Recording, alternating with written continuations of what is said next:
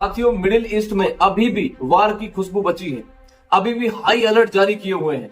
Iran ने यह सिर्फ अपने सुप्रीम लीडर का बदला नहीं लिया है, ईरान इससे पहले ही बहुत बड़ी तैयारी कर चुका था और इस तैयारी के डर से इजराइल और अमेरिका ने अपना दबदबा बनाना चाहा और अपना दबदबा बनाने के लिए उसने डराया है ईरान को।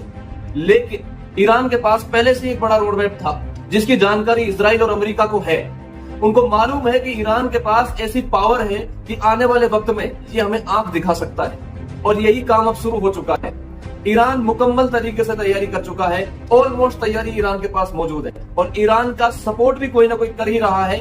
नहीं तो ये कोई भाइयों की लड़ाई नहीं है कि अगर मैंने किसी को लपड़ मारा तो वो बिना सोचे समझे मुझे डंडा मार देगा, नहीं। और ईरान ने ना सिर्फ इजराइल और अमेरिका पे हमला किया है, ईरान ने उन सभी पे हमला किया है जो अमेरिका को सपोर्ट करने वाले दिखाई दे रहे हैं, जहां पे अमेरिका के ठिकाने बने हुए हैं। तो उसने लोहा लेने से पहले एक बार भी नहीं सोचा।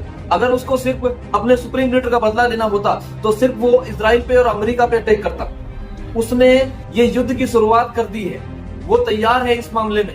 ऐसा तभी हो सकता है जब ईरान को ये मालूम होगा कि इजराइल और अमेरिका से मैं लोहा ले सकता हूँ। नहीं तो इससे पहले वेनेजुएला के राष्ट्रपति को उठा लिया और वहां से कोई रिएक्शन नहीं आया और ईरान अभी भी समझौते के पक्ष में नहीं है। ईरान ने समझौते की अपील बिल्कुल भी नहीं की है। उसने कहा है कि ये सिर्फ मेरा डिफेंस है। अभी ईरान के कुछ चीफ लीडरों में से एक लीडर ने तो ये भी कहा है कि ईरान ने जो अभी ये डिफेंस दिखाया है ये तो ईरान की कुछ पुरानी मिसाइलें पड़ी हुई थी। سالها با شما بجنگیم، از پیشرفته ترین امکانات امروز برخورداریم.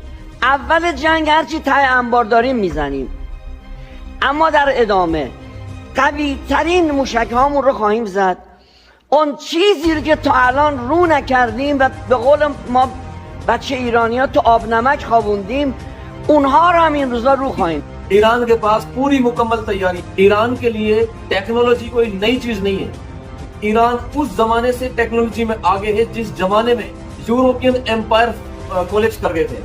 जब दुनिया भर के एम्पायर कोलैप्स हो रहे थे तो उस जमाने में साइंसदानों की जड़ें ईरान में मजबूत हो रही थी और हो सकता है कि कुछ ही दिनों में हमें अमेरिका के द्वारा समझौते की उम्मीद दिखाई दी। और हमें अभी नजर भी आने लगा है कि अमेरिका अभी कंप्रोमाइज करने के लिए तैयार है, इजराइल भी अभी कंप्रोमाइज करने के लिए तैयार हो जाएगा। लेकिन ईरान हो सकता है कि कंप्रोमाइज जल्दी से ना करे क्योंकि ईरान की तैयारी शायद मुकम्मल है।